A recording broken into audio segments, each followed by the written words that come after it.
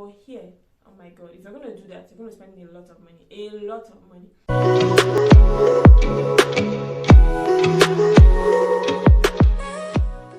Hi everybody, welcome back to my channel. I'm so excited to have you guys here. Thank you for tuning in. And if you're new, subscribe. If you're new to my channel, welcome home, I would say. Alright, so today I'm just going to be talking about a few things I've learned in the UK. I think I have about 10 points to mention about a few things I've learned since I got to the UK. Things I wish I actually knew before coming to the UK. Because I've been here for a while, and coming from Africa, things are so different and all that. So the first point I'm going to talk about is food. So I know that a lot of people have already known that, oh, food in the UK is different, blah, blah, blah, blah, blah. But I was not expecting things like milk to be different. Milk, chicken, like I felt like those things were just normal everywhere in the world, but no, baby, they were different. So the chicken was so different. The first time I got chicken, I was like, why is it like this? Like, why is it like this? So chicken is different, milk is different, bread is different. And I used to be a lover of bread before I got here. When I got here, I can't remember when last time I actually got bread, because bread is so, to me, it tastes like paper, and I was like, oh, I don't like it. So a couple of their foods, are very different, and so maybe sometimes you have to go to the African store, the Indian store to get things that you know that you've gotten used to. But if you're coming and you know that you're a picky eater like me, you can just come with a few things, especially like milk, butter. Those things are quite different and very, very different. So that's on that. And then their food here is very cheap. So you can afford to eat. Food is cheap. But that's food that is, the English food, the white food is actually very cheap. But if you are getting food that maybe they have to import, it may be quite expensive. So that's just for food. The next point, let me check my book. Yes. You know, when I was in Nigeria, because I came from Nigeria. So when I was in Nigeria and I got a job here, and I was about coming, one of the things that I began to do was to convert my monthly take-home to Naira. So I'm like, wow, oh my god, I'm gonna be paid this amount. And I began to convert it to Naira. Guys, like, was I expecting to spend in Naira? Because I just do not understand. And I was thinking I was gonna become a billionaire. I started calculating how I'll buy. Oh my god, I had dreams.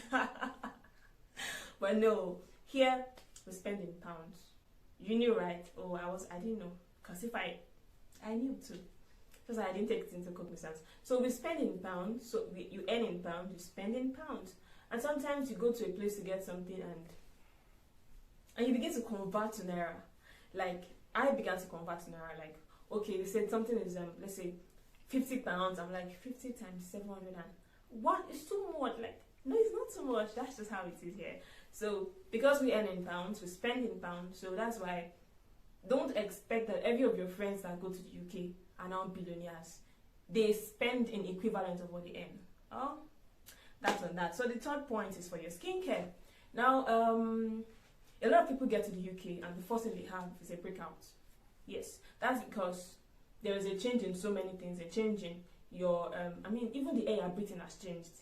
The weather is different and everything is different. So if you have a particular skincare brand you've been using, I would advise you to come with as much as possible of it. So if you've been using a particular brand in your home country, come with that particular brand, so that at least for the first few weeks you are able to, I just want to say there's no too much change in your skincare routine, so you don't begin to have severe breakouts and all that. I would not advise anyone to just come and then do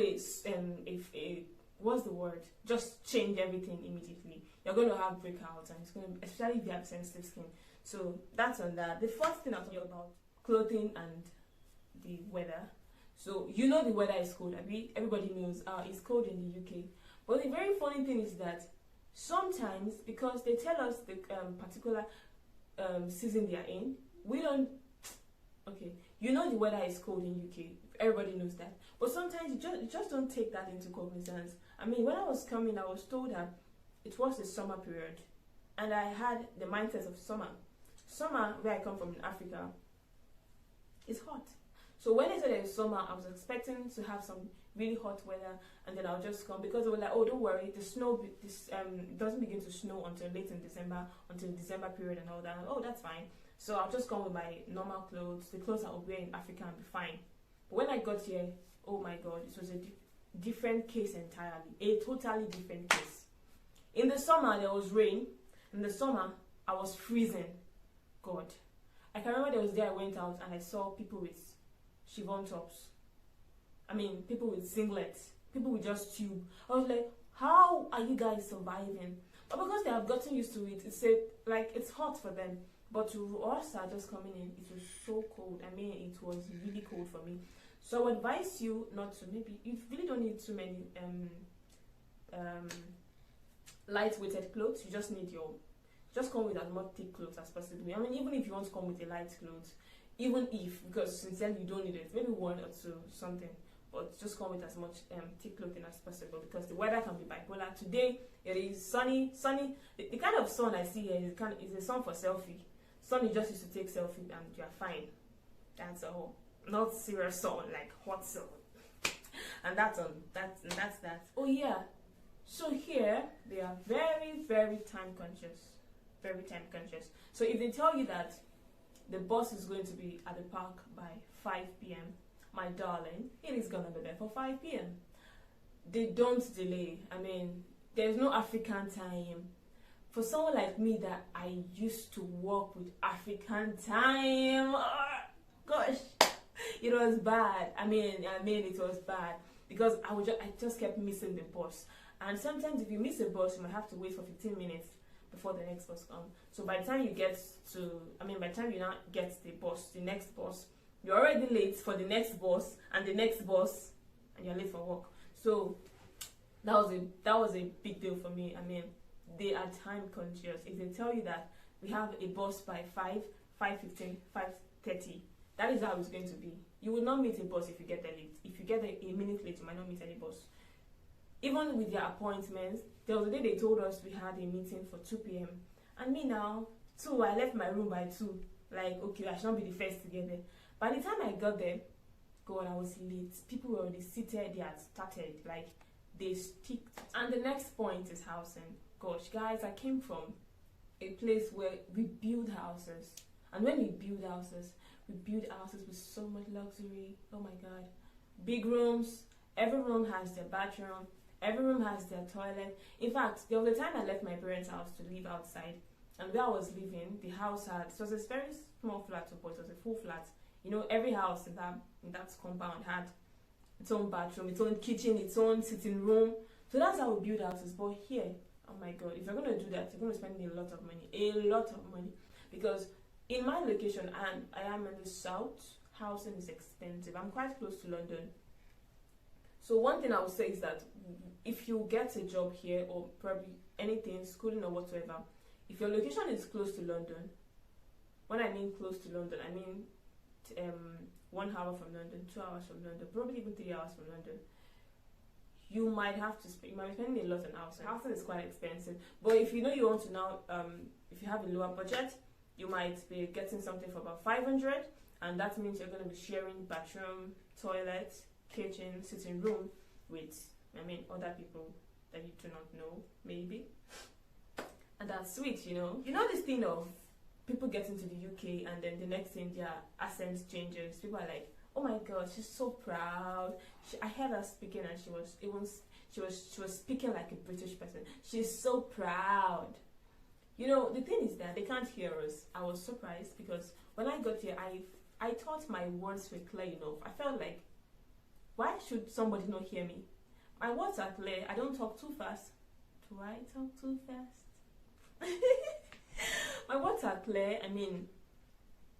I speak well. So why can't you hear me?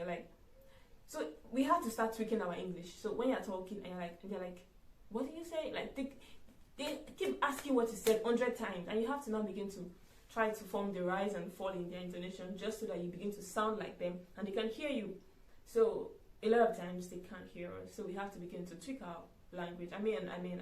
Not because we want to, but because this is still their country. They are a majority, so sometimes we are not. There are a lot of blacks. I'm just saying that, you know, this is their location, so there are a lot of them there. So sometimes you want to just sound like them, and then you want them to hear you. That's why sometimes people begin to tweak. Me, I have not tweaked though, but if they don't hear me, my sister, my brother,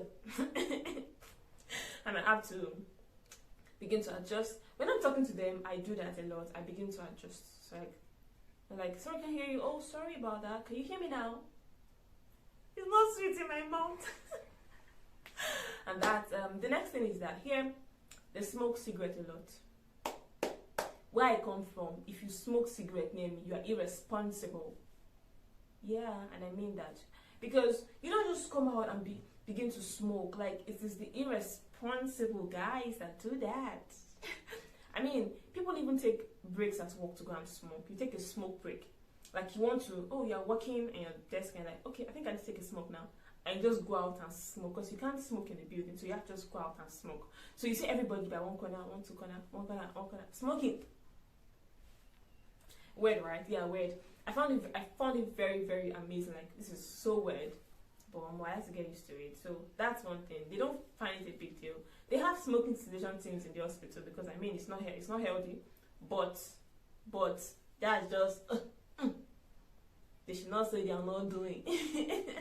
They smoke a lot, and it's not a big deal for them. The next point is that yes. So here, there was a day I wanted to make my hair, and then I just stepped out. Like, where I come from, we have salons everywhere. I wanted to make my nails, my hands, my toe, like touch my brows and all that. I just wanted to just do, I mean, just some normal lady thing now. Like, ladies, I'm a lady, let me just look good. And I went out, and then when they told me how much it was, I had to just go back home. Don't worry, no, I'm not doing this. Hair, okay, so skills are very expensive. They are very, very, very expensive. So for hair, I would advise you, if you're coming to UK and you have an opportunity to learn, please learn. It's gonna make a lot of money for you, plenty of money. They were gonna make my hair for me, and they were billing me £100 to make my hair. Yeah, that's so much. That's it. So it's too much. I mean, but that's how they bill here. And she's like, oh, it's £100. Like, do you know how much £100 is in naira?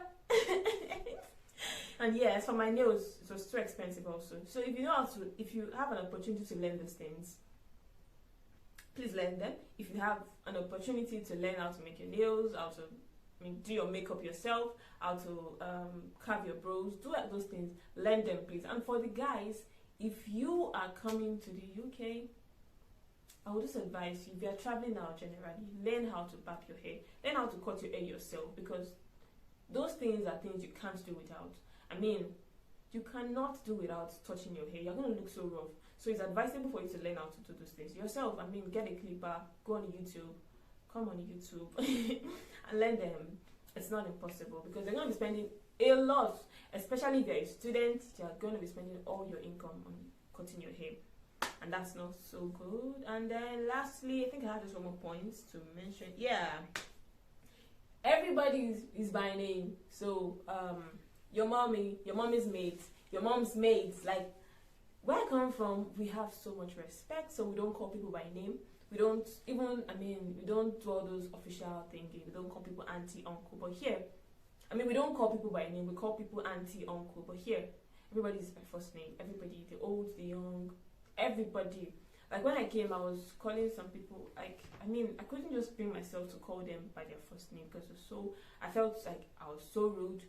But I had to get used to it. But I just had to get used to it, and that's how they are. It's no big deal. That's how they are. They're English people. They're white people. There's no respect in English, you know. Guys, that's all for today. Please expect my next video. Guys, thank you for subscribing to my channel. Please don't forget to subscribe if you've already done that, and don't forget to like my video, share my video, and please drop a comment for me. I love to hear feedbacks. I love to hear from you. Thank you guys for staying to this time, because if you've already done that, my God, I love you so much. See you in my next video. Bye.